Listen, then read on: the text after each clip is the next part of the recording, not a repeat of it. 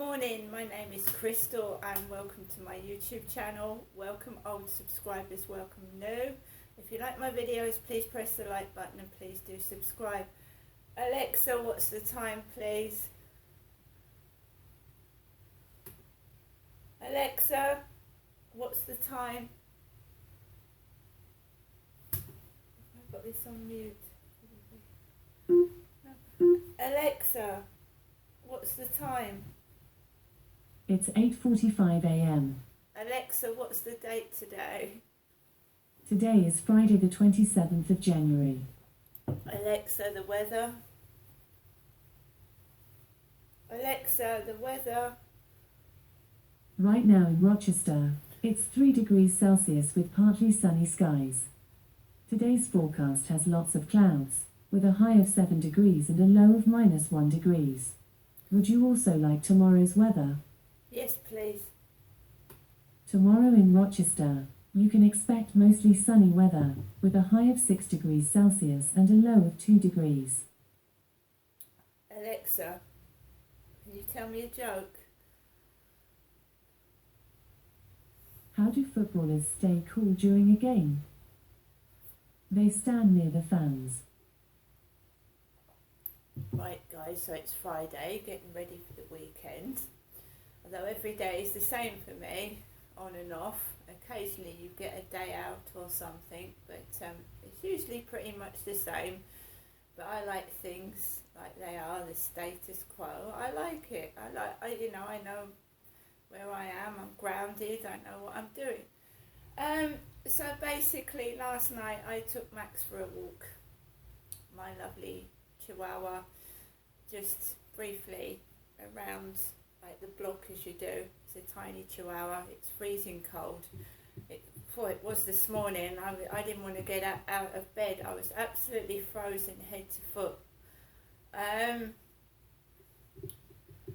So basically I took him out for a walk. It was very, very, very quiet.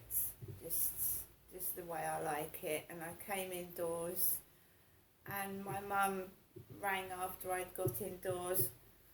She rang after I was indoors, so that was a relief. Just normal, everyday phone calls 2, 3, 4 times a day, saying the same thing. She thinks she's the only one that cares about me, and that I'm going to just go to her all the time, but I need other people in my life. It's the same old story. You need more than one person in your life.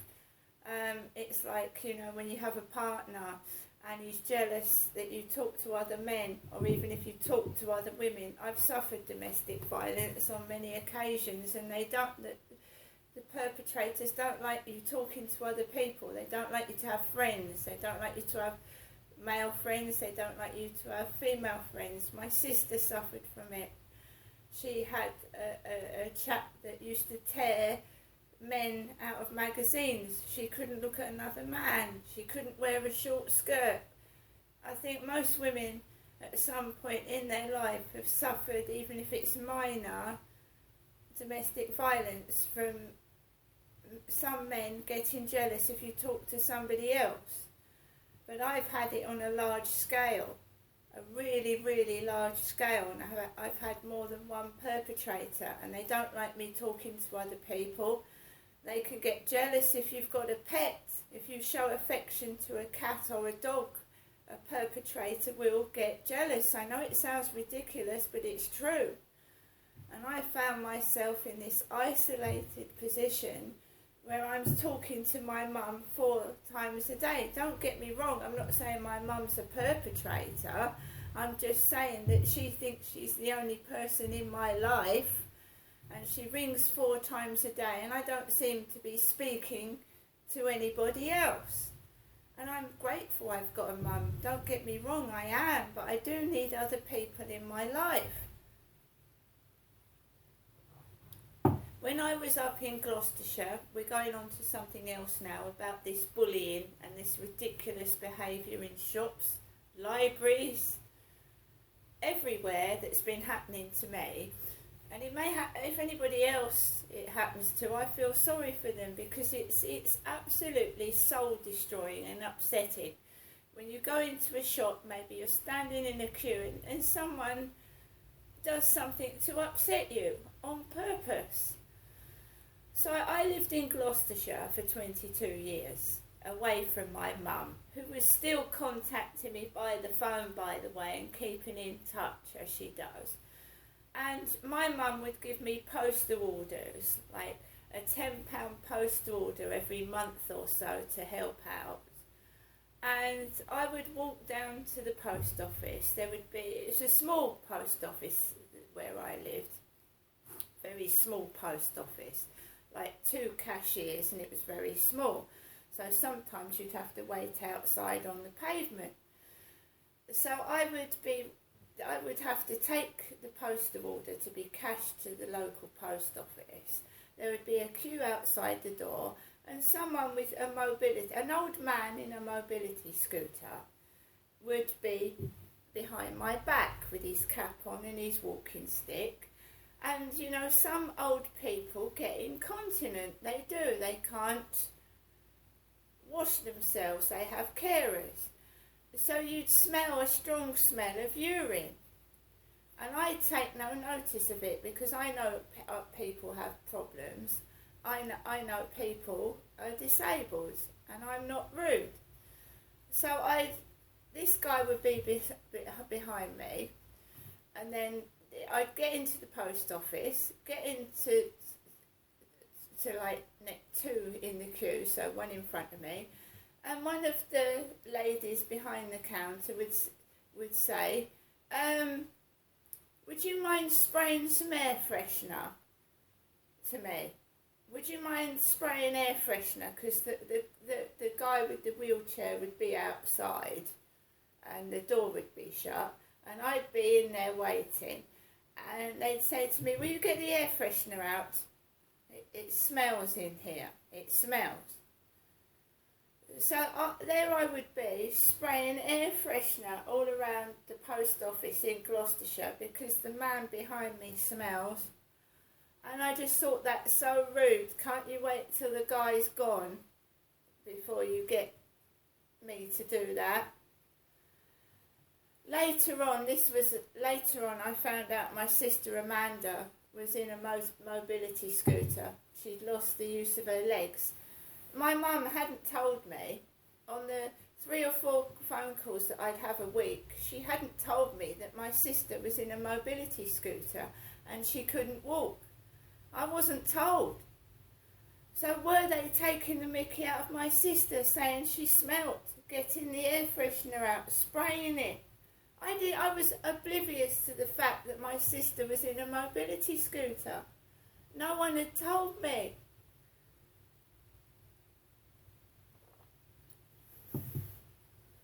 I was unaware that they were calling her a spastic and a drunk, because she had multiple sclerosis and she was being bullied. I was unaware of it. Had I been aware of it, I would have gone and seen my sister a lot sooner. I would have gone and tried to help my sister. But nobody told me she was ill. Nobody told me till it was too late. I didn't find out until 2008, when I got a call from my mum at 6 in the morning saying that my sister was in Margate Hospital, very, very ill. And I was poor. I had no money. I was living on benefits. I was living in a grotty, shitty flat and being bullied in the block of flats. They were all drug addicts, hard ones, heroin. And I was frightened to death. I was actually being frightened to death. They was going up and down with baseball bats outside. Because I happened to one day stick up for my kids. Other kids were bullying my kids. I reported it to the police, and everybody in that block of flats decided they was going to have a go at me, you know. I didn't complain about their cannabis use. I didn't complain about the cannabis and the drugs. I didn't even know at that time they were drug users. And that was a police officer. She came into the flats, and one of the residents was burning joss sticks to cover up the drug smell. And the police officer, the so-called police officer, said to me, "Yeah, I know it wasn't you." She said, "I came into the flats, like to put a leaflet through the door or something, and I could smell cannabis." She said, "And I know that's a trick. They use incense sticks and joss sticks to cover up the smell of weed, because some of them are actually growing cannabis plants in their flats on the balconies, basically." Lovely place for a young baby to live in, that was. I had a young baby living in a drug-riddled block of flats. So yeah, I didn't know my sister was ill. There's something very peculiar been going on for a long, long time. Longer than me living in this block of flats. It's just continued wherever I've lived. It's just the drugs, the weeds, it's just followed me everywhere I've gone. And the abuse, obviously the abuse and the bullying. When your kid is being attacked by other kids, and your kid can die, he's got a fatal condition, you stick up for your kids, and that's all I did, and I got bullied for it. They were hitting my son in the pelvic area, and where he wasn't well, and I stuck up for my child. They were, just other kids really being out of control. And when you've got kids, you stick up for them. And yes, I have put my life on the line several times to save my children. And I wouldn't go back and change a thing. I changed some things because I made the wrong decisions. I should never have been forced to leave my children because I was threatened. And now I've ended up by myself without my kids. And I'm being punished now, and I'm on my own. I am not going to stop the fight. I will not be bullied. If people want to take the mickey out of the way I look and call me ugly, I've had 4 kids, thank you very much. I was married for 18 years. I had a great sex life, and I've also had relationships on and off with other men. If I was ugly, I wouldn't have been able to form one relationship. This is just foul bullying to hide abuse. That's all it is. And it's not me that's the child, it's the people doing it. Because, some of these people, like the royal family, are in their 70s and taking the mickey out of someone because of a crooked tooth. For fuck's sake, I've seen worse. And at least I've got teeth. And the royal family, when you look at their faces, and I'm not being nasty, they're not oil paintings, are they? Have they got right to take the mickey out of poor people and the way they look? No, they haven't.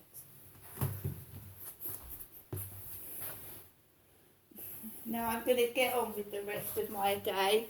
I have lost my sister. She died in 2011. This is all to hide abuse. My brother died when he was 2 months old. I've lost my dad. I've got my mum who keeps ringing 4 times a day and holding on to me. Yeah. Why? Why have I got to be stuck to my mother? Why can't I go and, because they don't, if I talk to other people, they're going to find out what happened. If I want to go on a TV talk show, they're going to find out what happens. They don't want me to tell the truth, you see. And if they make me feel ugly and keep me silent, I won't talk about it, will I? See you later.